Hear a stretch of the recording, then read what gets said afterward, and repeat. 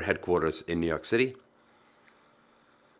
NBC News reported far-right activist Laura Loomer handcuffed herself to Twitter's New York City building. Police removed her. So, first two syllables, they have to identify her as far-right, which she's not, but they have to. Now, you never hear, with regards to Rosa Parks, communist-trained Rosa Parks, far-left Rosa Parks. No, it's just Rosa Parks, right? So they have to say that she's far-right, which is just a synonym for Nazi and is not an argument, but they have to put that out there.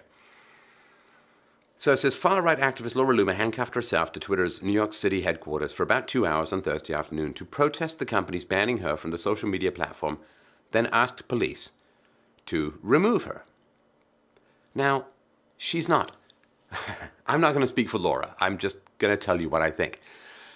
She's not protesting being banned. She's protesting being unjustly banned. See, that's really, it's like saying, well, Rosa Parks was just, no, she was protesting bus routes. She was just protesting seating arrangements on buses. Come on, right? Loomer attached herself to the building's front door, blocking the entrance to the building in Manhattan's Chelsea neighborhood in a protest that was live-streamed on Periscope, began at 3:45 p.m. Eastern. The video stream showed Loomer wearing on her chest a yellow Star of David, such as many European Jews were forced to wear during the Holocaust, and a sweatshirt that read on the back, "Stop the bias." Okay, so I know it's controversial that she wore the yellow star. I don't want to speak for Laura, but this is what I imagine is going through her mind. It was not during the Holocaust, in particular, that the Jews were forced to wear the yellow star. It was, in fact, for many years beforehand to identify them as Jews. In other words, what Laura is probably saying is there's a thin edge of the wedge, and it's a lot easier to stop something when it's just beginning than when it has real momentum. Because people say, oh, it's not such a big deal, it's just a Twitter account, it's just this, it's that, it's not the same. Yes, but the whole point is if you stop it early, if you push back early, then bad ideas, bad actions don't gain momentum and then become much harder to stop later on. So yeah, you want to stop things early. Twitter closed the controversial Firebrand's account a week ago after she posted a tweet criticizing Minnesota Representative-elect Ilhan Omar, a Democrat, and her Muslim faith, calling Omar anti-Jewish and pro-Sharia law. So now, of course, what you'd want to do if you were a responsible reporter, which you wouldn't be working at NBC News otherwise, is you'd want to dig in deep to figure out what Laura's criticisms were of Ilhan Omar and find out whether this woman is pro-Sharia law and so on. In other words, is there an anti-Jewish sentiment? Is there pro-Sharia stuff going on? You'd want to look that up so that you could find out. But you see, the moment that you hear someone's faith is being criticized, then that immediately, because faith has such a feel as if there's hope, right? Faith has such a positive mindset in people's heads that there's no actual, well, is she pro-Sharia law? Has she said things that are anti-Jewish? Can we actually get some facts here? No, we just refer to her, that is, Laura, as a firebrand, right? So it's out of control, it's crazy. It's like, At one point Thursday, Loomer yelled through the doors of Twitter's building, telling its employees that they worked for an evil company. She also yelled to a group of people who stood across the street, "They don't want you guys to know the truth." Now, given that NBC News is not giving you any of the truth, well, that would seem to be kind of important, right? Loomer said, "I'm not going to stand by as people like Jack Dorsey and Mark Zuckerberg try to silence the voices of millions of conservatives." She asserted that Twitter CEO Jack Dorsey banned her as a Jewish conservative journalist, a phrase she yelled repeatedly while chained to the building. I'm sorry, it's so prejudiced. It's so prejudiced. Yelling while chained to a building. Well, she's protesting. This is what the left does all the time, and this is what the left used to love and respect when it was the left that was doing it. Twitter released a statement during her protest saying, "We have notified the relevant authorities who are responding. The account holder was suspended for violating our policies. We apply the Twitter rules impartially and not based on ideology." New York police officers at first asked Loomer to uncuff herself from the building's door, citing a fire hazard, but she refused. When asked what the police were going to do, one officer told NBC News, "It's not my call, it's up to my supervisor." Another officer told NBC News he had no idea who Loomer was. Now, that's not even remotely newsworthy, of course, but the reason that it's mentioned, you see, is it makes Laura seem less important because some policeman doesn't know who she is, right? Police at the scene prevented journalists from approaching Loomer, but did allow people who appeared to be working with her to help her post on social media. Officers also turned away a pizza delivery, which someone had apparently ordered for Loomer. At about 6 p.m. Eastern, police at Loomer's request used a bolt cutter to cut through her handcuffs. She was not arrested. Twitter in recent months has banned from its platform some other far-right figures, such as conspiracy theorist Alex Jones, for violating its terms of service. Now that's interesting. And it's a clue, right? Anybody with half a brain knows that that's a huge red flag, right? Because why only far-right figures? Because if they say they do it regardless of ideology, well, there's, of course, a lot of hateful people on the extreme right. There's a lot of hateful people on the extreme left. So, and I'm not putting either Alex Jones or Laura Loomer in this category, because everyone's called far-right these days if you're to the right of Pol Pot. But where are the far-left figures who have been banned, right? Loomer's protest came as Twitter has faced growing conservative backlash for what some far-right activists have claimed is the platform's liberal bias. You see, it's a backlash. Again, that's a negative word. It sounds reactionary. It sounds hysterical. So, you're going to get this negative word. It's a conservative backlash for what some far-right activists have claimed is the platform's liberal bias. So again, this is... How could there be liberal bias? Because there's liberal bias all over this particular article. So let's just talk about some of the big picture stuff, because people are very confused on Twitter about all of this. So, first of all, there are these very vague terms of service in these social media platforms, right? Speech which is offensive, speech which is upsetting. I mean, who knows? So how can you navigate these things? There's no objective methodology for determining whether what you post is good or not, unless you're posting, I like cookies. So what are you supposed to do? The way it works in the law is, at least in America, as far as I understand it, you can say whatever you want, but you can't incite riots, and you can't shout fire in a crowded theater, and you can't utter death threats, and you can't, right? All of these things, right? So outside of that, First Amendment's pretty much got you covered. There's no such thing as hate speech in America, and, well, the rest of the world could learn a lot from that, but instead seem to be trying to shut down speech in America as fast as humanly possible, because when you invite more and more fools into public discourse, the fools have to silence the smarter people for fear of being revealed as, well, fools, of course, right?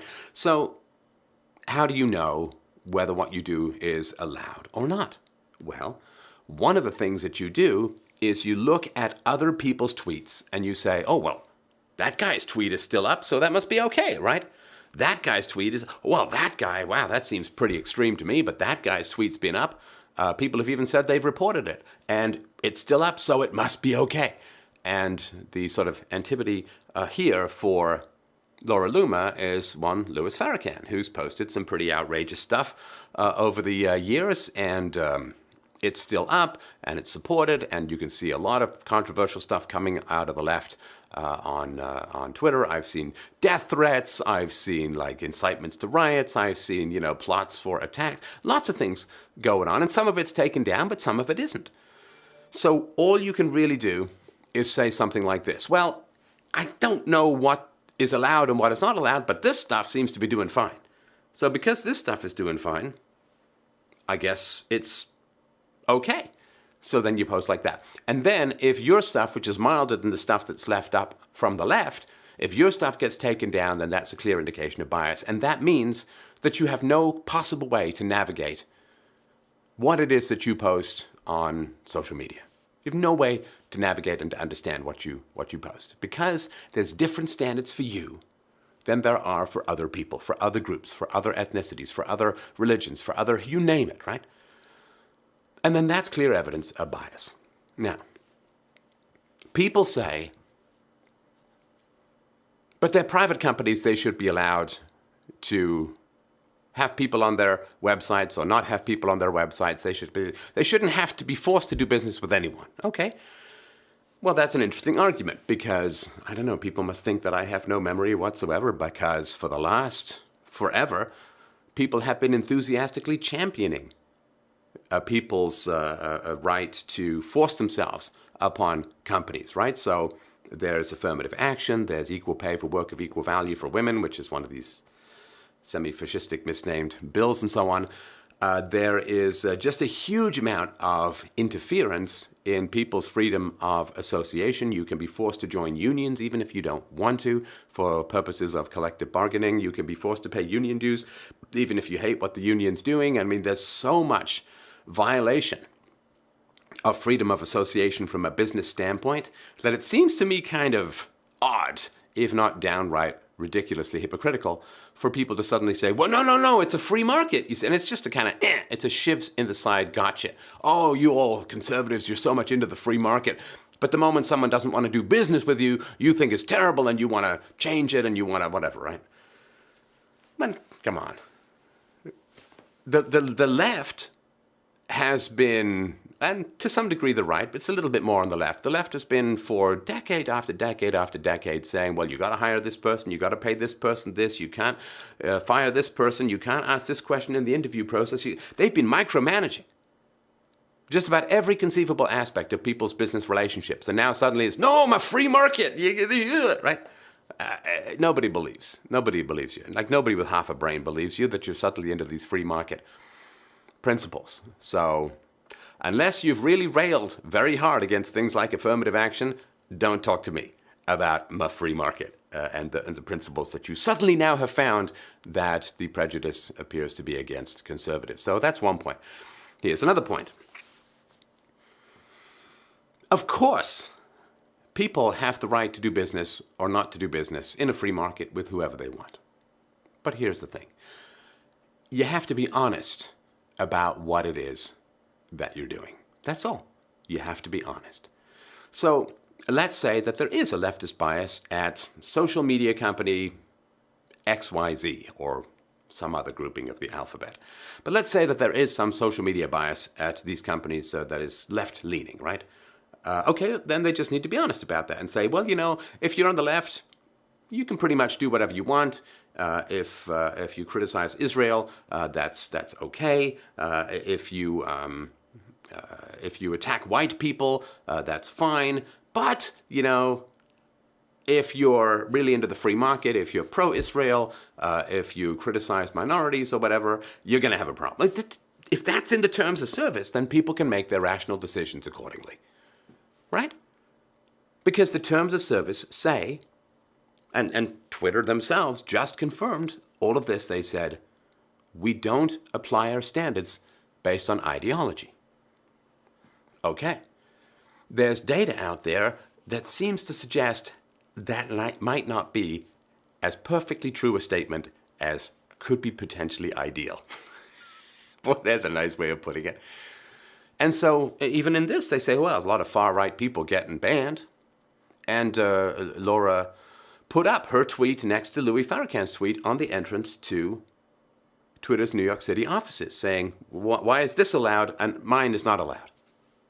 Why is what Louis Farrakhan said allowed and why is what I said not allowed? That's a reasonable question to ask. So it's not that she violated the terms of service.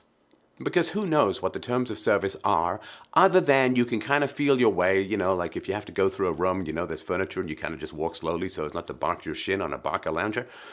You have to kind of feel your way and you have to say, okay, well, what else is allowed? Okay, well, I've got to be okay. If they allow this, it must be okay because it's kind of right. So in terms of predictability, if there is a leftist bias at a social media company, I'm not specifying any in particular, but if there is a leftist bias, then people just need to be honest about that and say, you know, we are pro this, we're anti that, we're kind of a lefty sort of place. So, you know, and that's fine. You know, there are forums out there that are specifically dedicated to leftist causes. There are forums out there for libertarian causes and rightist causes and you name it, right? And those forums is like we're unapologetically feminist or we're unapologetically leftist or here we talk about the joys of communism and hunger. And so that's all fine. That's right there. You know, this is dedicated to this, right? There are the pro-Donald Trump sites out there and, you know, they're all MAGA this and MAGA that. And so, yeah, if you go on there and you start talking about how wonderful it is to try and get the socialist who seems to comb his hair with a balloon into power, well, yeah, you're going to run into some cross currents. You're going to have to swim a little bit against the current to get your point across because they're upfront. They're open. You know, you don't go into a Gap store and ask them where their sushi section is, right? Because it's the Gap store. They don't have a sushi section. So if you have a leftist company, then just say, we're a leftist company. Leftists can post anti-right stuff, and it's fine. Blacks can post anti-white stuff, and it's fine. Women can post anti-male stuff, and it's fine. Muslims can post anti-Jewish stuff, and it's fine. But the other way, no, we don't accept that. Okay, then people can make their choices accordingly. But here's the thing. People have invested. Like, I've been at this game. I was like YouTube user number 4 or something like that. Back in 2005, I signed up. I've been doing this for a long time. And I remember, oh, I sound like an old guy whittling a stick on a porch with my suspenders up to here. But I remember back in the day, you never had to worry about what you posted. Obviously, you don't post anything illegal or criminal or anything. But I could make wild arguments and I just it never crossed my mind to say, oh, well, I can't say this or I can't say that, right? And that's changing. And that's changing a lot. And it's not changing equally for everyone. I mean, everyone knows that, right? But it's not changing equally for everyone. And it's a big issue. It's a big problem.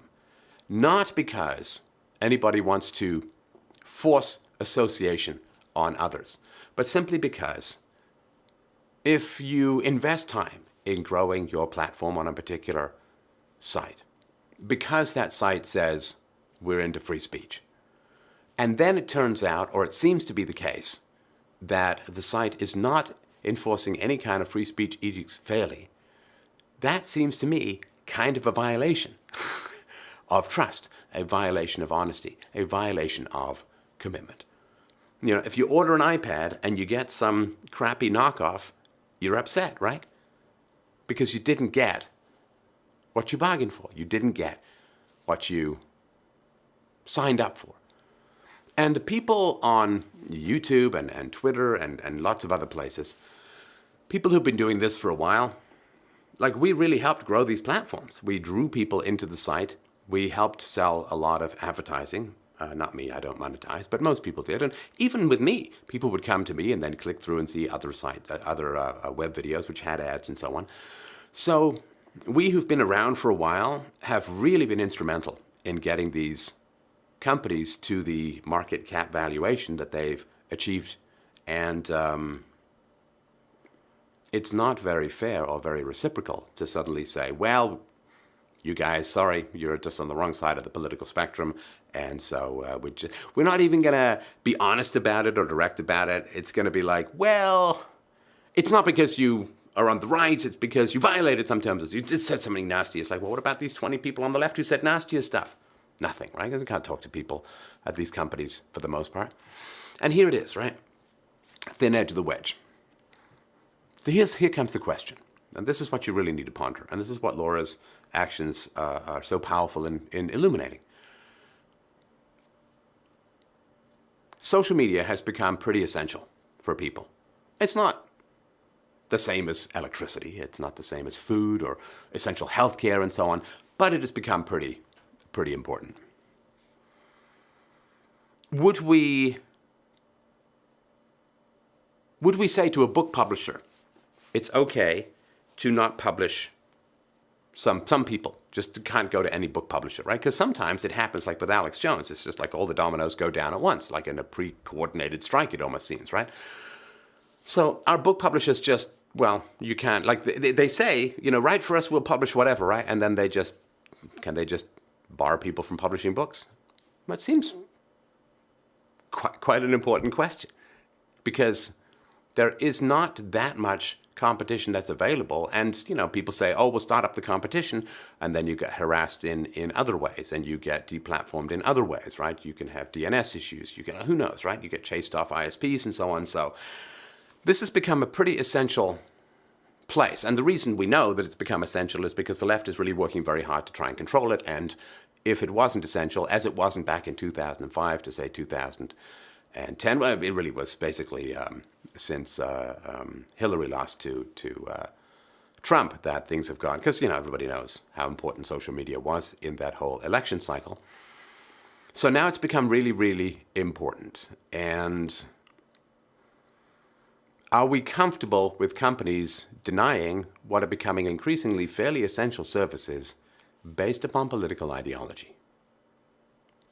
Would we be comfortable with banks saying, sorry, man, we've done a review of your social media posts and you got some nasty stuff out there, man. I don't think we'll be able to help you. We can't give you a loan. You can't open an account here. You can't get a mortgage. You can't get a car loan. Sorry, it's just not going to happen. Too bad.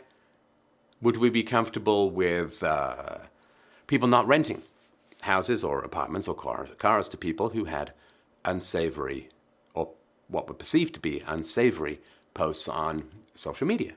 Would we be comfortable with doctors refusing to treat patients who had unpleasant things or perceived unpleasant things on social media? Where exactly is this going to stop? Now, at some point, we all recognize that it's pretty bad. Let's say all doctors refuse to treat people who've ever talked about race and IQ. That's vicious. That's brutal, right? Say, well, you can't force people to have that. Okay. Well, let's say it's not all doctors. Let's just say it's large hospitals. Oh, it's that guy. He talked about race and IQ. Oh, we don't want him here. People are going to get upset. Okay, well, is that bad? Is that... What if you can't get a credit card? What if you can't buy things? What if a mall says you can't shop here? What if a grocery store? What if every grocery store in 10 miles and you don't have a car, so you can't get your groceries? What if they all say you can't come here because of your unsavory whatever, right? I mean, at some point you understand it gets bad, right?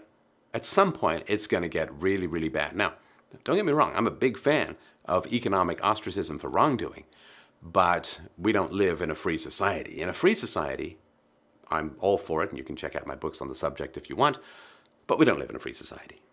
We live in a monopoly society, a government monopoly society. What if universities say, oh, man, no, sorry, you're a Trump supporter, we're not going to admit you to the political science department?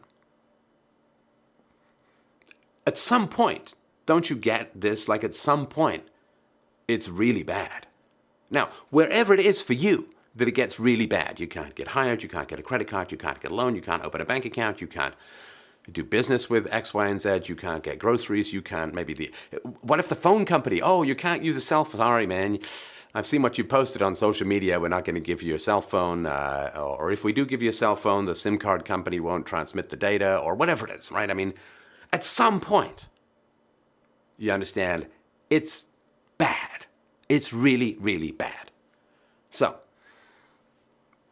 at that point, where we are together, whatever it is going to be, healthcare, food, shelter, whatever it's, power, whatever it is for you, it's well, denying that based on political ideology, that's really bad. Okay, so wherever we are there, all we have to do is walk it back, right? And that's what people are seeing down the horizon. That's why this is a big issue. So wherever it is for you that it bumps up against, well, that's bad. That can't be right. We can't allow that to happen. We can't end up with this Black Mirror Chinese-style social credit score, which allows you to function or not function in a society that's run by the government. So wherever that is for you, where it bumps up against what's unacceptable, okay, just walk it back. It doesn't start there, you understand. I mean, nothing ever starts there, right? Nothing ever starts at the end. It always starts way, way back at the beginning. And is it easier to prevent society going in that direction now or 5 years from now? Is it easier to try and nip this bad tendency in the bud now, when we can do it peacefully, when we can do it humorously, when we can do it vocally? Or is it easier to try and stop it now, when you've created an underclass of desperate people who can't access social resources, who have nothing to lose, and who are probably going to be pretty testy with their society as a whole? Is that how we want to... There's problems. There's going to be pushback. We can either do it now in a civil way, or we can do it later in a way that it's not going to be as civil. It never is in history. So yeah, just get to that point where you say, well, that's really bad. And just walk it back from there and say, okay, let's give some props, let's give some honor, let's give some praise to the people